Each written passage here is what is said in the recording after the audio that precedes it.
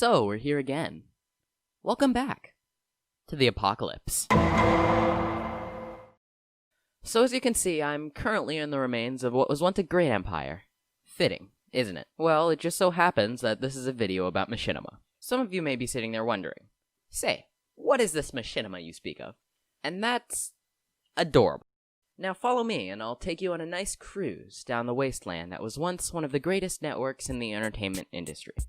This is the wasteland that was once Machinima. At the end of it all, no one wants to drink alone. Baby, that's how it goes. Don't walk away from me.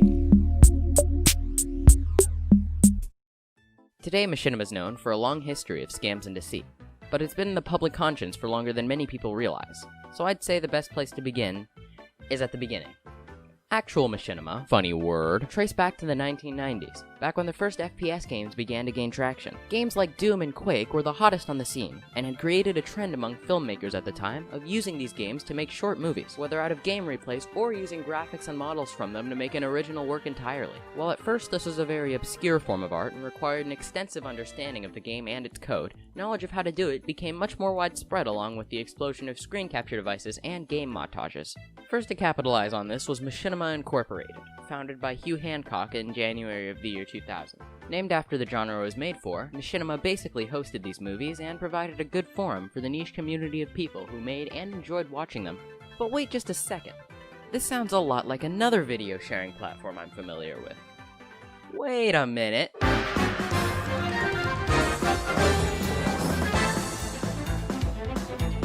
As I'm sure you already know, in 2005, YouTube burst onto the scene, reaching almost immediate widespread success and quickly becoming the main website for video sharing on the internet, along with Machinima's main competitor. Of course, the battle against YouTube is one Machinima couldn't possibly win, and what they did instead was much, much more clever. Machinima opened their own YouTube channel. Yes, in early 2006, Machinima started their own YouTube channel and began recruiting YouTubers in order to create the very first YouTube MCN. Quick detour!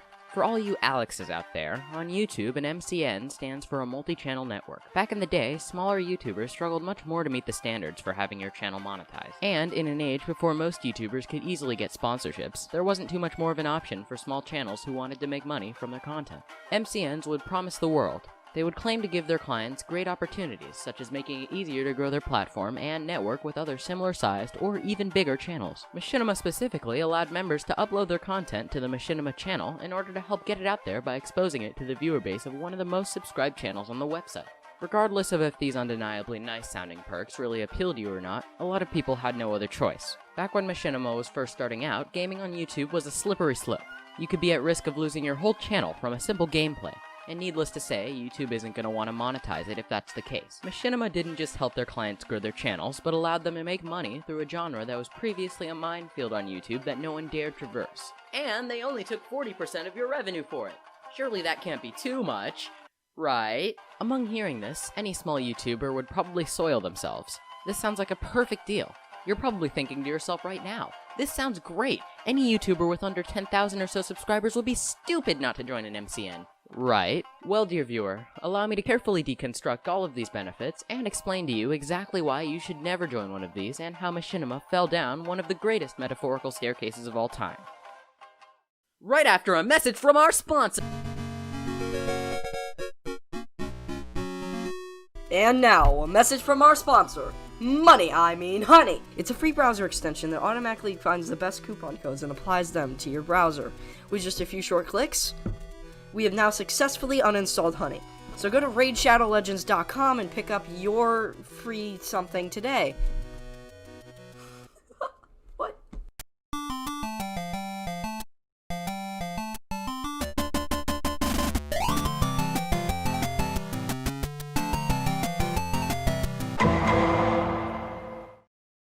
So what is the deal? How could these MCNs possibly be bad? They made so many nice promises, and it looks so... They're lying. Duh. It became evident as soon as Hugh Hancock resigned as CEO in late 2006 that the company was getting more and more corrupt by the day. Though there still wasn't much of a choice, many were discontent with how they were treated by Machinima, and in the earlier days, contracts didn't have end dates, so clients would be trapped in it basically forever. Or until they inevitably realized that the contracts held no actual legal ground, so they were pretty much able to leave whenever they wanted. Later down the line, they started defaulting to contracts of 7 years and then to 3. Of course, though 3 years doesn't seem too long on YouTube, it really is. Any channel could easily blow up in a time period of much shorter, let alone 3 whole years. PewDiePie had about half his current subscriber count 3 years ago. What Machinima and MCNs like it would do is they would entice smaller channels into their contracts by making extraordinary promises like mentioned before, then immediately ghost them afterwards. They clearly weren't able to give most of them the special treatment that they might have given bigger channels in order to use their recognition to help their image, and that ultimately ruined it. All of this came to a head in 2015 when YouTuber Ross Boomsocks made a video in complaint about the way he had been treated by the network. This sent literal shockwaves through the community, and more YouTubers began coming forward in critique of it, whether by sharing their own personal stories or explaining their fraudulent nature and how they screw over their clients. Ross himself even got to go on an episode of Drama Alert to voice his frustrations. The entire YouTube community was in agreement. Machinima is full of scum and MCNs are not to be trusted. And rightfully so.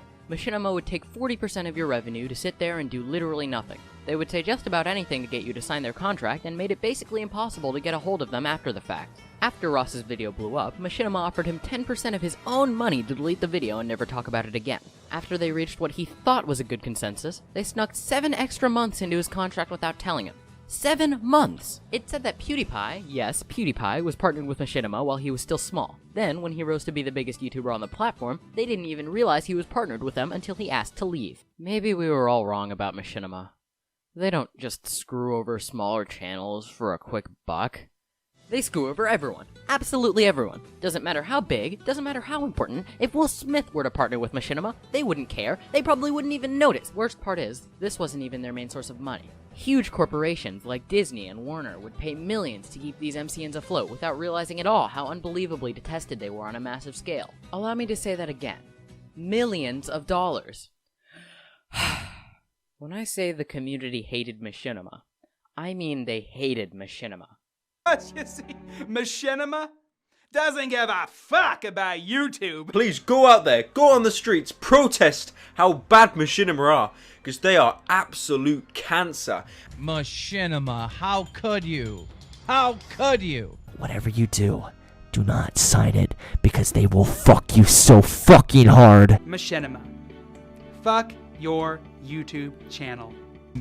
To echo kind of what PewDiePie was saying, I'm not sure how they can still operate, right? Like, doing stuff like this, I would feel, would ruin their network. Like, no one would sign with them ever. Stay away from Machinima. They are absolute cancer. And I mean, I was a little excited. I mean, I wasn't too excited, but I was a little bit excited. I just got released from Machinima! And like if you would kick Machinima in the nuts. I know I would. So let's review. You sign with an MCN, MCN takes a cut of your money every month, you get fucking nothing in exchange. I don't know. I got a joke for you, though. Knock knock. Who's there? Machinima. Machinima who?